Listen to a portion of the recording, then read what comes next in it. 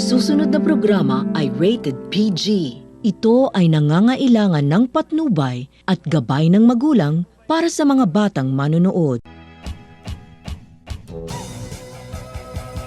Nag-iinit at umaatgabong serye ng tsikahan. Makisali sa totoong balita at impormasyon. Mga impormasyong makatutulong sa mga mamamayan. Makialam sa usaping bayan. Tsikahang puro at swabe sa maiinit na isyong panlipunan. Jenny Tobias ang inyong makakasama sa sarap ng kwentuhan. Ito po ang inyong lingkod, Nelson Bautista, na nag-aanyaya sa lahat. Bilisan niyo po, samahan niyo po kami, ihatid sa inyo ang mga napapanahong balita. Ako po si Jaja Napisa. Damhin natin ang init. Dito sa Kapihan sa Laguna. Isang maganda at mapagpalang umaga po sa ating lahat, sa ating mga tagapanood at mga tagapakinig. Ako po si Ginoong Nelson Bautista, kasama po si Mr. Jaja Napisa. At ito po ang inyong programang Kapihan sa Laguna. At ngayon pong umagang ito ay kasama po natin ang isa po sa mga heads po ng ating mga tanggapan dito po sa Pamahalaang Panlalawigan. Kasama po natin ang head po ng Public Affairs Action Office. Atin pong i-welcome lahat, Mr. Romel Palacol. Sir, bati po muna kayo sa ating mga tagapanood. Magandang araw po sa mga nanonood at nakikinig po ng programang Kapihan sa Laguna. Magandang umaga, Sir Nelson. Magandang umaga, Sir Jaja. Para po sa kabatiran po ng lahat, ang programa pong Kapihan sa Laguna ay isang programa po ng Pamahalaang Panlalawigan kung saan iniimbitahan po namin lahat po ng mga heads ng ating tanggapan upang sabihin po o talakayin sa ating po mga constituents ano po ba yung papel na ginagampanan ng tanggapan nila sa Pamahalaang Panlalawigan. Marami na rin po tayong interview mga heads at ngayon nga po mapalad tayo, pinagbigyan tayo ng isa sa masipag na heads po ng isang tanggapan sa ating Pamahalaang Panlalawigan. Sir, ano po ba yung role ng Public Affairs Action Office sa Pamahalaang Panlalawigan? Actually po, wala naman po yung action kundi Public Affairs Office. Yes po. Okay. More on kami po ay evaluation and recommendation sa ating gobernador regarding sa mga programs and projects po na ibinababa ng Pamahalaang Panlalawigan sa ating komunidad, lalo tigit sa mga barangay and LGUs po. Kasama na rin po rin mga NGOs po. Okay. Sir, kamusta ngayon ang takbo ng Public Affairs Office kumpara nung wala pang pandemya? Medyo naging komplikado po tayo ngayon. Alam po naman natin ang pangyayari at sitwasyon natin ng COVID. Kung dati po ay ang ating mga kababayan, mga barangay officials, mga LGUs, municipalities officials ay nagpupunta po every People's Day ng ating gobernador dito sa Kapitolyo, ay medyo may pagkakaiba na po nangyayari ngayon. Kami na po mismo sa Public Affairs Office po ang pumupunta po at pumapasyal sa ating mga constituents po sa barangay and munisipyo. Dahil sa ngayon, sir, wala po tayong People's Day ba? Wala pong People's Day po ngayon. Kasi bawal po yung maramihang pagtitipon sa kasalukuyan dahil sitwasyon po ng pandemya. Ano po? Sir, marami po ba ang request na dumarating sa atin bilang paghingi ng tulong at assistance po ng ating mga barangay? Opo, almost nagdoble po tayo sa isang regular na panahon po. Gawa nga po, siguro po gawa ng COVID ngayon. Sobra-sobra po ang daming pangangailangan ng ating mga kababayan, hindi lamang po sa mga grants and aids projects, kasama na rin po rito yung mga gamot at financial assistance po na kanilang kinakailangan. Okay, sir, ilan or gaano ka yung pondo na nakalaan sa Public Affairs Office para sa mga grants? Gaano nyo yung binuhusan ng pondo? Actually, wala naman po kaming mismong pondo sa aming Public Affairs grants. Ang grants po ay ang pondo ng ating gobernador po. Ito po ay pangmalawakan po. Pondo po ng buong lalawigan ng Laguna ang ginagamitan. At para sa inyong kaalaman po, ang Public Affairs po ay hinati sa dalawa ng ating gobernador. Sa first at second po, ang aking katuwang po doon, ang aking partner ay si Mr. Marlon Mangahas. At ako naman po nangangalaga dito sa third and fourth. Kaya yung pondo po ay hindi ko masabi. Depende po kasi yan sa mga request po ng ating mga kababayan. At yun ay strategy po ng ating mahal na gobernador para lalo mapangalagaan yung ating mga kababayan mula sa una hanggang ika-4 na distrito. Okay. Para Sir, paano yung mapagtuunan ng mga pansin. hindi pa nakakaalam na meron din head sa first and second district? Halimbawa, lumapit po sila dyan sa opisina nyo. Paano nyo siya i-assist? Pag nandito na po, pumunta po ng bayan ng Santa Cruz kasi nandito po yung main natin, ay syempre, ina-assist na rin ho natin. With coordination naman po kay Mr. Marlon Mangahas. At gumagana naman din po ang ating extension sa Calamba, yung Provincial Extension Office. At kaya yung mga tiga first at second ho, ay doon na talaga dumediretso naman po. Okay. So, isa lang po ang programa niyo ni Sir Marlon Mangahas. Yes po, yes po. Siyempre, isang programa, pero yung approach magkakaiba. Kakaiba. Kasi Iba po yung pangangailangan ng first at ikatatlo. second district, dahil na yung mga cities, Yes po. yung mga urban area, kaysa dito sa mga rural. Bye-bye, opo. Magkakaiba po yan. Sa ilan pong bayan ang nasasakupan 3rd and 4th district natin? Ang 3rd district po ay may pitong bayan, included na po doon isang siyudad ng San Pablo. Ang 4th district naman po ay 16 na bayan. Sa noong nakaraan, merong nabanggit sa amin, nagkaroon daw po ng parang pagbibigay ng mga service vehicle sa mga barangay na ibalita natin sa Kapitolyo para sa tao, na kung saan binigyan po ng mga vehicle service ang lahat po ng mga barangay po mula 1st and 4th district, kung di kami nakakamali. Kumusta po ito, sir? Tapos na po ba ang pamamahagi natin ng mga vehicle service? Opo, tapos na po lahat. Actually po, nauna po ang 1st at 2nd district po. Ito ay naganap before the 2019 election. Ito pong natira po sa amin kalahati, yung nasa baybaying bayan po sa akin sa 3rd and 4th na natapos lamang po ngayong taon na to. So, Sir, kasi ayun parang unique tricycle patrol. Ano ba ang advokasya ng tricycle patrol?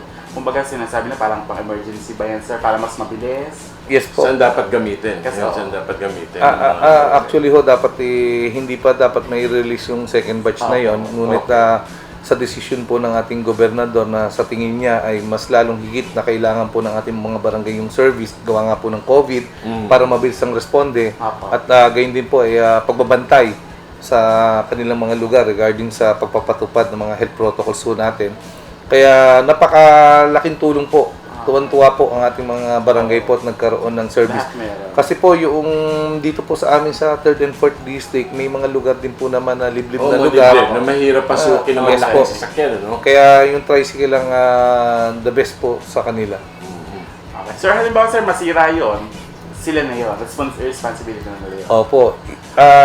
Nung bago po namin i-release yan, sa pag-aaral din naman po ng ating Commission on Audit ng COA, na nagkakaroon po tayo ng problema pag tayo nagbigay na ng mga service vehicle sa ating mga barangay. Nandiyan po na hindi sila naglalagay ng pondo para sa maintenance, nandiyan po na hindi nila nalalagyan ng pondo sa gasolina.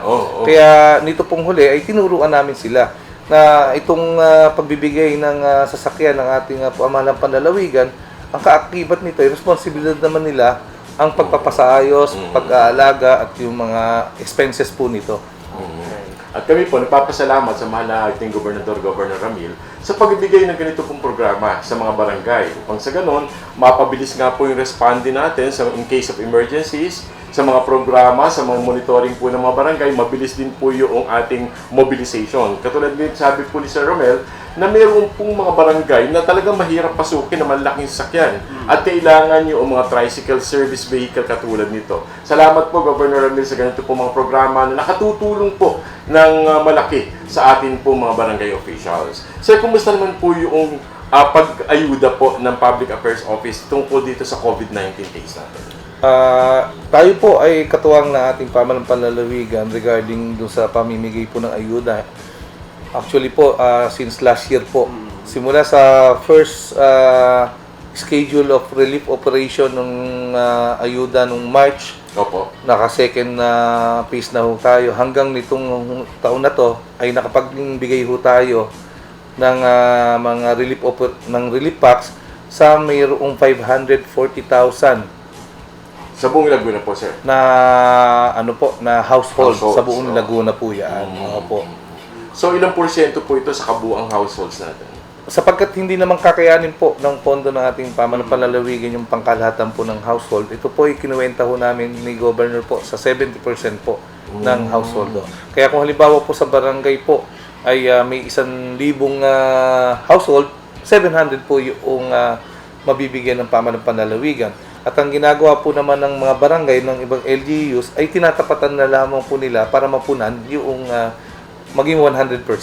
Okay. May pondo rin naman po May sila pondo doon. naman kasi local government na pwedeng i-assist sa provincial government fund. Yes po. Ano po, para at least hindi naman magkaroon ng problema sa distribution. Ang ano ho kasi diyan, ang first defense ho kasi diyan ay kailangan yung pondo muna ng barangay, then pondo ng LGU, then ang provincial government po lang ay talagang pantulong lamang din po. Okay.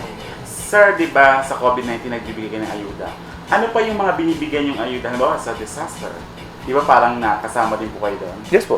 Regular po tayo pag nagkakaroon ng mga bagyo, nagkakaroon ng Automatic evacuation, yun po automatic naman yun. Nakukuha agad natin ng datos kung ilan ang taong nasasalanta na maaaring bigyan ng tulong, ilang taong nasa evacuation center, kaugnay at katulang mo natin dyan ang ating Laguna Pedrimo. Saka Then, sir, nakita ko din sa Facebook account yung sa mga nasunugan. Kamusta po yung pagtulong natin doon sa mga nasusunugan? Opo. Yung sa mga nasusunugan, tayo po naman ay mayroong mga kagamitan sa tulong ng Laguna Pedrimo rin po.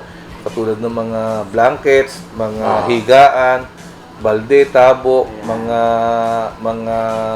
Hygiene kits. Hygiene siguro. kits. Opo. Then, tsaka natin sinasamaan din po doon ng mga food packs po. Ito tsaka meron din ho tayong stock nga ho pala. Meron ho kaming sa Public Affairs Office, may sarili kaming stock ng mga used clothes na pinamimigay po natin pag may mga ganyan pong pangyayari. Sa mga Yes po.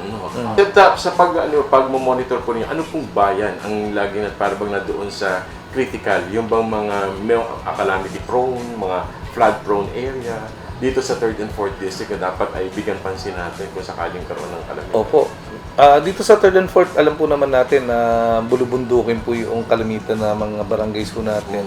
At ganyan din po ay yung iba naman ay malapit sa ating Laguna Lake Sa po. shoreline. Kaya masakit man tanggapin po ay talagang dalawa po yung ating laging pinaghahandaan dyan, yung landslide sa upland barangays sa upland at syempre yung barangays. pagbaha po dito sa malalapit sa lawan ng Laguna.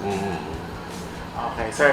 Halimbawa, ako, yung isang solo lang ako, pwede ba ako lumapit sa opisina niyo po or dapat grupo ang lumalapit ko sa inyo? Depende po yan sa inyong pangangailangan. Kalimitan naman po pag yung individual po ang nilalapit sa amin, mga financial assistance regarding sa kanilang medical or mga hospital bills, burial assistance, tayo po yung ma-assist rin po naman dyan.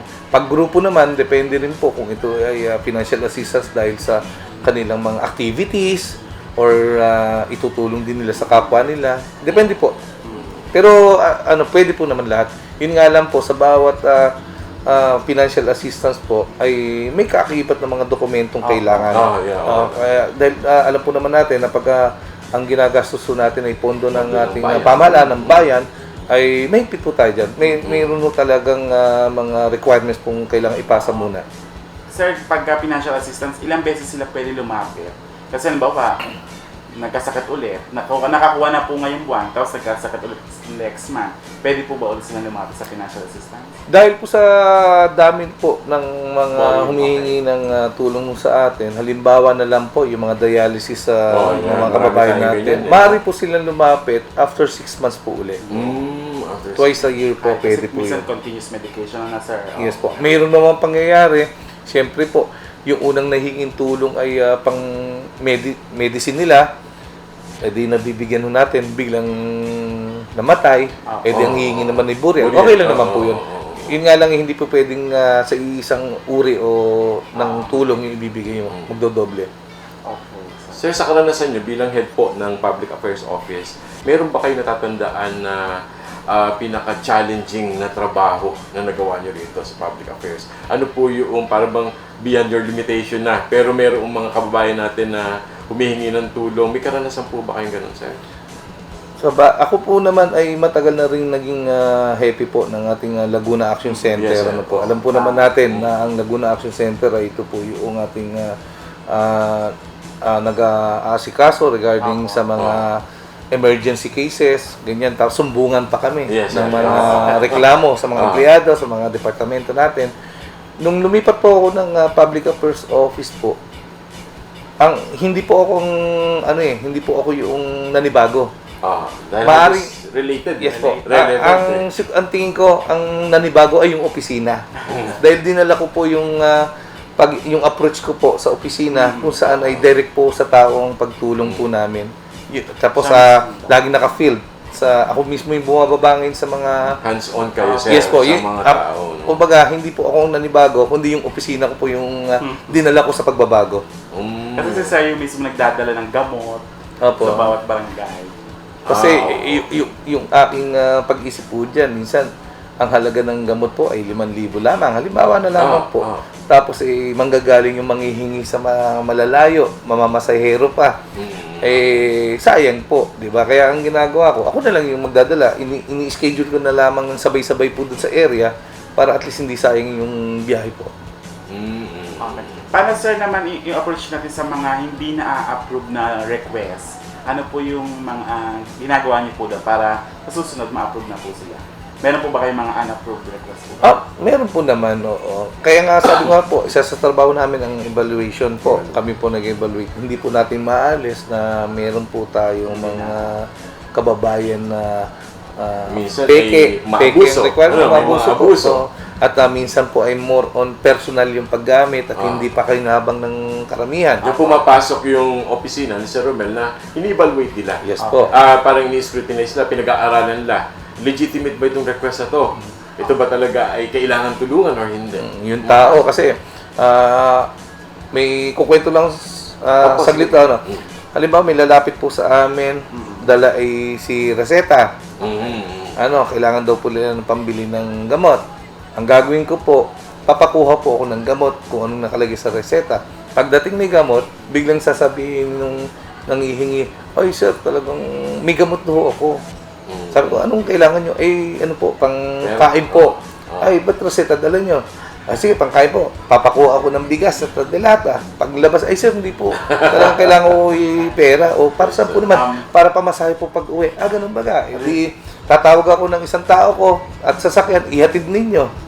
Ibig ko sabihin po, ang punto nila, makahingi lamang, pera talagang kailangan. Pero sa amin, sa evaluation po, ay kailangan malaman namin ano yung tunay na pangangailangan niya. So Para may maibigay nakarender namin. na cash talaga. Opo. Yun ang andun. Kasi gawa ng, minsan hindi nga may iwasan na mayroong mga kababayan natin na minsan man ay nakaka-abuso naman doon sa mga tulong na binibigay. So, paano ba? Ano ba, lumapit sa inyo? Pwede pa rin ba lumapit sa mga sanggunian, sa mga bukal natin? Kasi may mga ganun ako nababalitaan, lumalapit sa public affairs, tapos ito ba, pupunta dito kay ganitong politician, pupunta kay ganito, parang hihinga niya. Allowed po ba yun? Allowed naman po. Siyempre, ang ating mga bukal, halimbawa, at vice governor, ay may sarili namang political, sa kanilang kababayan. Pwede naman nilang sariling dukot bulsa. Tulad ng banggit ko nga, may mga NGOs nga po nga na ginagamit lamang ang pangalan. Kaya minsan, tatawag kami sa kilala namin kung sino talaga yung pangulo nito sa provincial, inaalam namin kung legit o hindi. Kaya nakakalapit din po sila sa iba't ibang ahensya po natin. Halimbawa po sa financial natin, mapalad po ang Laguna at mayroong opisina po rito ang Regional DSWD. Yes, Nakakahingi na po sila ng tulong sa Provincial DSWD, maaari pa silang lumapit po sa Regional DSWD. Gayon din naman, nakakalapit din sila sa LGU, sa mga mayors, pwede rin naman po kay congressman nila. Kaya okay lang po naman yun. Okay, sige po. Sa pagpunta sa inyo, sir, ano yung pinakamaraming na nire-request sa atin? Sa gamot ba? Sa health ba? Or sa pagkain? Sa cash? Ano po sa pagtatasa po ninyo? Ano po ba yung malimit na ilapit na ating mga kababayan? Magkakaiba po yan. Kung sa isang pangkaraniwang kababayan po natin, siyempre mga financial assistance yan, burial assistance, medicines. Pero pag yung grupo po, halimbawa mga barangay, more on ang request niyan sila ay mga grants. Ito po yung mga silya, tents, Okay. poso, tubo. Then iba pa ho yung projects na halimbawa barangay hall, covered court, mga patubig, pailaw. Kasi sa tanggapan niyo pa rin po ba pumapatak yung humawa ay hihingi ng mga covered court, gano'n? Yes po. Kami po yung nag-receive, bagamat ito'y naka-address po sa ating gobernador, receivein ho namin, then kami po ang mag-evaluate kung itong project na to ay talagang kailangan ng barangay, ilalagay na ba natin sa priority. May budgeting pa ho yan. Then kami po magre-recommenda sa ating gobernador po for approval po ng ating governor. So, napakalaki po ng papel na ginagampanan po ng Public Affairs Office kung papaano po gagalaw ang mga proyekto po na nire-request ng bawat barangay. At mga grants po na hinihingi po ng grupo o di kaya po mga individual na tulong na kailangan pong ibigay sa ating po mga mamayan. At kami po ay nagpapasalamat sa ating pong head kay Mr. Romel Palacol sa pagbibigay po ng ganito pong mga assistance po sa ating po mga kababayan. Maraming salamat po sir, saludo po kami sa inyo. Thank you po. At gayon din po ay ating pong tatalakayin naman yung iba pang mga programa na ibinibigay po ng Public Affairs Office sa ating po mga kababayan. Meron po ba na mga pending programs pa kayo na pwede pong ibalita sa ating po mga constituents, sa ating po mga mamayan, kung ano po ba yung mga programa pa na pwede nyo idalhin po sa mga barangay natin? Ang sa ngayon po, ang aming pong pinag-iisipan at pinaghahandaan ay kung paano makakapagsilbi ang Public Affairs Office po sa new normal. Siyempre, yung mga programs and projects po naman ay talagang naandyan na po. Talagang tinutuloy lang namin. Ang aming pinaghahandaan po ngayon, paano yung makabagong pamamaraan ng pagbibigay ng serbisyo po sa ating mga kalalawigan. Kasi kailangan din kasi na pagdadala doon, kailangan din yung masunod yung mga health protocols na to at nag-iingat din yung ating mga kawani sa Public Affairs Office na baka sila'y mahawa doon sa mga pagdadala. Hindi mo alam kung dadala mo, carrier ba yan? Opo. At kailangan natin siyang talagang pag-isipan. Mabuti kung ano yung mga pamaraan. Opo, yung pinapalakas po namin ngayon, yung online system na kung saan po ay yung ating mga barangays, mga NGOs ay maaari na lang through online na lamang ang pagpapalo Nag-create po kayo ng online social media? Yes po.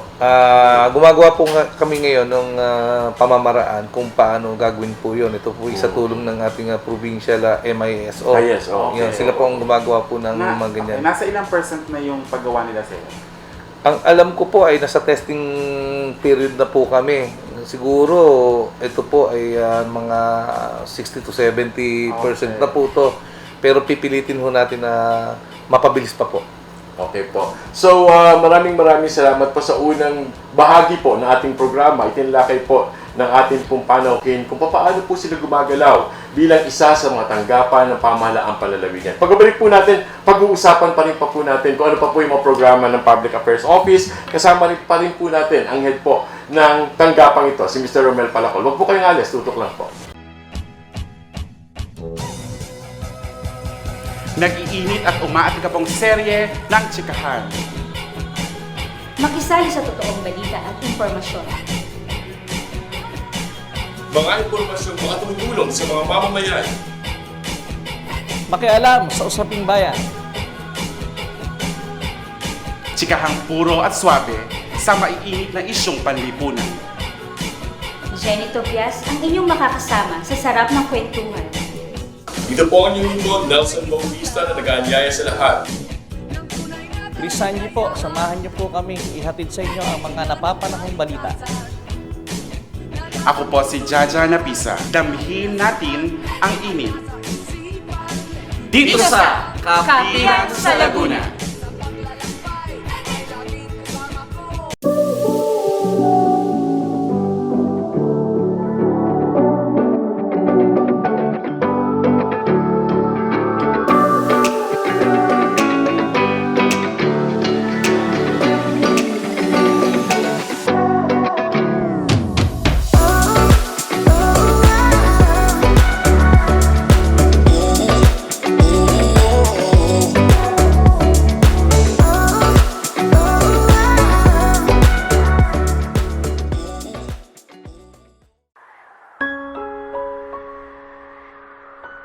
Naghahanap ba kayo ng isang kaaya-ayang lugar para sa taimtim na pananalangin at kumbinyanteng lugar pamamaalam sa inyong lumisang mahal sa buhay? Dalawin po ninyo ang Pastor of Heaven Memorial Park, matatagpuan sa Barangay Sala, Cabuyao, Laguna, malapit sa munisipyo ng Cabuyao. Mayroon po itong sariling montuaryo at malawak na paradahan. Para sa karagdagang impormasyon, tumawag lamang kay Miss Cecil V. Yu.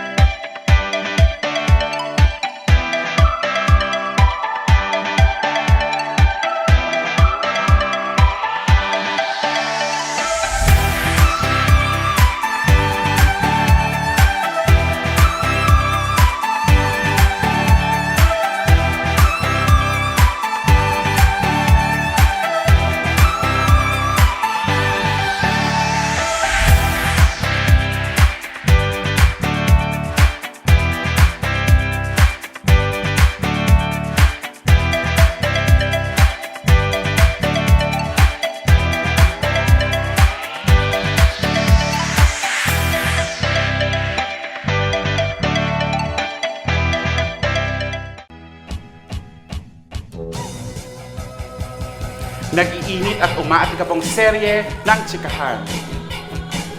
Makisali sa totoong balita at impormasyon. Mga impormasyong makatutulong sa mga mamamayan. Makialam sa usaping bayan. Chikahang puro at swabe sa maiinit na isyong panlipunan. Jenny Tobias ang inyong makakasama sa sarap ng kwentuhan. Ito po ang inyong lingkod, Nelson Bautista, na nag-aanyaya sa lahat. Krisanji po, samahan niyo po kami. Ihatid sa inyo ang mga napapanahong balita. Ako po si Jaja Napisa. Damhin natin ang init. Dito sa Kapihan sa Laguna. Okay, nagbabalik po muli ang Kapihan sa Laguna. Kasama po natin ulit si Sir Romel Palacol ng Public Affairs Office. So, aalamin po natin naman kung ano pa yung ibang aspeto ng mga programa ng Public Affairs Office. Sir, dito sa paghihiwalay po ng 1st, 2nd, and 3rd and 4th district, papaano sir yung to? Sa datos po natin, papaano yung pag-request ng anong kaibahan pala? Anong kaibahan nung nasa 1st and 2nd against dito sa 3rd and 4th district? In terms of request. Malaki po kasi alam po naman natin ang mga syudad at ibang bayan po sa 1st at 2nd district ay medyo mayayaman at malaki ang pondo nila. Kung ikukumpara sa mga bayan po na nandito sa ikatlo at ika-4 na distrito. Kaya iba po yung talaga yung request nila na pangangailangan nila at iba ang pangangailangan dito sa ating sa 3rd and 4th. 3rd and 4th more on paano sila magiging progresibo. Mga pagawain ng kalimitan ho dyan talaga na request. Marami pang farm to market ng wala pa. Marami pang walang barangay hall. Okay. Oo, marami pong river control ang wala pa. Hindi katulad sa 1st at 2nd po kasi ay developed na yan na medyo malaki ang pondo nila. Kaya sa aspeto po ng mga request, iba-iba po ang kanilang kailangan. Sir, dito sa 4th and 3rd district, lahat po ba ng bayan ay nabigyan nyo na pagdating sa gamot? Yung mga request na gamot? Yung sa gamot po, ang istorya po ng gamot, nitong nag-umpisa po yan ay mga last year lamang po. Okay, nung tayo nawalan po ng mga schedule ng serbisyong tama karaban ng ating gobernador. Na kung saan lagi may mga medical mission po tayo. Tayong bumababa. Nawala po yun. May pondo po tayo doon. Ang naging desisyon ng gobernador, para hindi na naman masayang din yung pondo doon, ay ibaba na lamang sa mga barangay muna yung mga gamot na sa tingin natin ay kinakailangan. Ito po yung mga vitamins ng mga bata, ng mga tanda, antibiotic. So, sa pagbababa ng mga gamot sa mga barangay, kailangan pa rin ng request or tayo na po pumipili ng mga barangay? Kailangan po ng request, siyempre. Kaya sila po ay maaaring mag-request po sa ating pamahalang panlalawigan every 6 months. Every Para 6 months. makaikot po. Opo. Ito po ay nagkakahalaga ng 10,000 po. Sa bawat barangay po. Isang kahon na yun, maraming gamot na po yun. Kasi ang may limit naman na mga basic medicines lang Basic medicine, vitamins ng bata, vitamins din po ng adult na pwede ipagkaloob po ng ating pamahalaan So, ayun ay libre po sa Libre po. mga kukuha. Opo. Tapos ikino-coordinate niyo po yan sa barangay government unit natin, sa mga barangay health workers. Yes po. Saan po kayo nagbabagsak sir? Ngayon wala pa pong butika sa barangay, yung iba pang barangay na wala ang butika sa barangay. Paano po ang ginagawa natin pag-deliver? Yung request naman po kasi nila, bagamat ibinababa natin to sa mga chairman po ng committee ng health nila, katulong ang BHW, ay alam din naman ng kapitana, resolution po yan Ibinababa po namin yan, hinahatid namin mismo doon sa barangay po nila. At doon po nila sa barangay, may isang lugar po naman sila doon na lagayin talaga ng gamot. Doon na lang po pupunta yung kanilang mga kababayan na nangangailangan ng gamot po. Sir, alimbawa po ba sa isang barangay ba, remote areas, kailangan nila ng doktor na bibisita? Ito po ba dumadaan pa rin sa tanggapan ninyo? Yan po ay nung panahon na meron po tayong serbisyong tama karaban. Sa ngayon po naman ay wala pa po kaming na-encounter na nagre-request ng doktor po doon. Kasi yung kalimitan sa ganyang problema po ay nasa level po ng LGUs. Ang bawat bayan naman po sa atin ay may RHU or MHU. Doon po sila nagre-request naman po. At yung mga doktor doon nila ang siyang pumapasyal po sa mga barangay. Hindi po sa provincial agad. Okay. So, kung hindi lang kaya siguro ng isang local government, Yes, po. saka i-elevate sa province. Yes po, alimbawa po, kailangan nila ng mobile x-ray machine. Yes. So, Re-request naman nila sa amin po. Or kaya ambulansya na standby doon. Sa amin po naman nire-request. Ayun. Okay. Sir, balik tayo dun sa ayuda. Pang ilang wave na yung ibibigay na tulong po ninyo sa pagdating sa ayuda? Kung di po ako nagkakamali kasi nagkaroon po tayo ng 2 wave last year. Okay. Then, nito rin po ay isang wave po ngayon pero pang malahatan agad, 540 household agad yung binigyan natin. Sir, kasi minsan may napabalita sa social media na yung parang nabawasan yung bigas. Kamusta po yun? Ano po yung naging problema doon? Hindi ko po Ano po ay ang 5 binigay kilogram, naging 3 kilograms. Kasi minsan, di ba may issue pong gano'n Apo. na nabawasan yung naibigay sa isang household? Yung sa atin po sa provincial government po kasi, yun po ay takal-takal po talaga sistema Oo. niya. Hindi naman para ikilo mo ng Ayan, isa-isa. oo. Ang ginagawa ko namin, inaalam namin ilang tabo ang 3 kilo para mabilisan po. yes.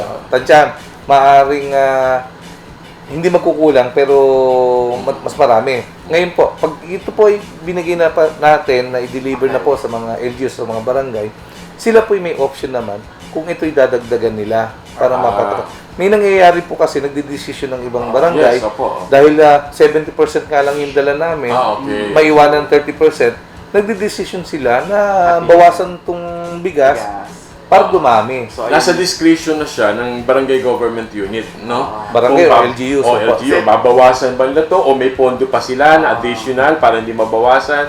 Yung mga siguro, yung mga walang pondo, yun nagiging way nila para mabigyan lahat. Bawasan natin para mabigyan lahat ng household. Yung laman po din ay iba-iba rin. Depende doon sa dumating o supply po ng provincial government. yes. Halimbawa po, last year, medyo bumuhos ang tulong na. Kung makikita nyo, nagbigay ang ABS-CBN, mga GMA, mga ganyan, mga ibang NGOs, nagbigay.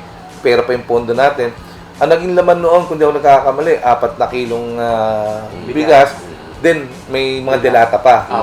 Nung bandang huli, kung halimbawa ang bigas na lamang kailangan, 3 kilong bigas na lamang. Pero ang ang ruso natin, standard po lahat yun.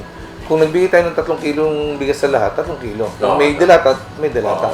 Nasa decision na po noong end user kung ito ay babawasan nila or dadagdagan. Kasi minsan yung mga beneficiaries nag-uusap-usap eh. Magkailan ba yung natatanggap ninyo? Opo.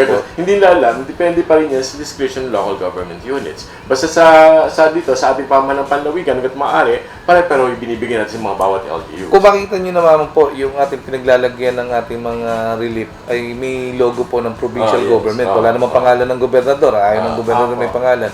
Doon pa lamang, malalaman natin kung saan galing po yun. Kasi minsan, akala nila, bigay ng ibang NGOs o ibang, ng LGU nila, ng munisipyo, ay sa provincial. Hindi po. Siyempre, kung anong logo nun, yun doon po galing yun. So ngayong umiiral pa rin ang COVID-19. COVID-19, may balak pa ba bang magbigay ng Meron pa ba tayong next wave? Next Yun. wave? Kasi hindi natin alam kung kailan matatapos ang COVID. Kung may mga ayuda pa bang inaasahan ng ating mga mamamayan. Sa ngayon po, wala po akong balita kung meron pong ayuda pa kasi maluwag na ho tayo eh. Iba ho yung case noon na talagang Hindi nakakagalaw talaga. hindi nakakagalaw sa bahay lamang. Oo, ngayon, na open naman. wala kasing masyadong hanap buhay pati, nasira yung hanap buhay ng mga tao. Pero sa ngayon naman po, meron ng mga pabrika, meron ng May uling open mga na. nagbubukas ng mga businesses kung saan kahit papano ang isa sa mga miyembro ng pamilya ay nakapagtatrabaho na. At siguro po, yun na po yung hudyat para at least medyo mabawas-bawasan naman yung ayuda na binibigay ng government natin sa kanila.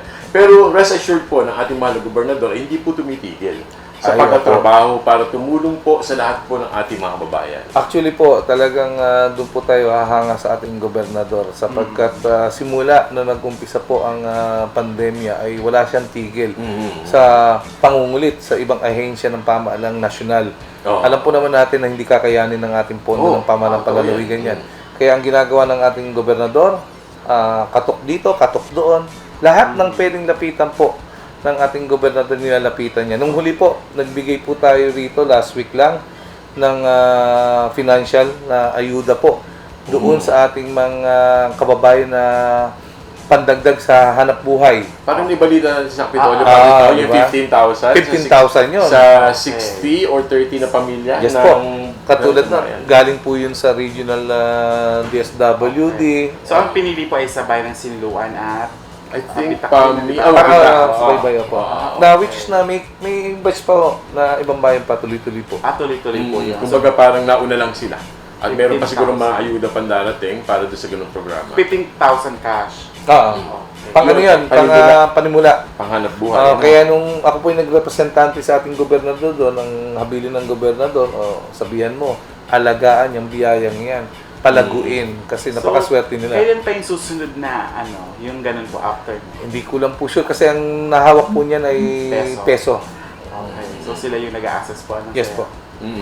At meron po tayong iba't iba pong mga ahensya ng pamahalaan na patuloy pong gumagawa ng paraan na tumutulong sa ating pamahalaang panlawigan. Pasalamatan po natin yung ating mga ahensya ng pamahalaan, mga non-government organizations na tumutulong sa atin, even the Iglesia ni Cristo para nagpadala ng isang truck na bigas during the pandemic. At tayo po ay nagpapasalamat sa ganung mga ayuda. At ganun din po nagpapasalamat tayo sa sincerity ng ating Governor Ramil Hernandez sa pangulit sa mga ahensyang to para sa ganun ay matulungan po yung ating po mga kababayan. Ano po? Ay siguro si Congresswoman Ruth Hernandez patuloy din yung pangulit niya doon sa mga iba't ibang ahensya. Okay, sir. Sir, mensahe niyo lang po sa ating mga kababayan. Final message po. Yes po. Kami po sa Public Affairs Office po, sa ilalim po ng tanggapan ng ating gobernador dito po sa Pamalang Panlalawigan, ay patuloy at itinutuloy lamang po namin yung serbisyong tama para sa lahat. Na kung saan ay talagang kung sino man, saan man at kailan man ay talagang lahat po ay tutulungan. Yan po ang aming panunumpa sa serbisyong tama ng ating Gobernador Ramil Hernandez. Patuloy po kami na tutulong po, wala hong tigil ho yan, 24/7. Sabi nga namin, binago ho namin ang klase ng paninilbihan sa atin. Hindi na po kayo ang lalapit sa amin, kami na mismo po ang lalapit sa inyo.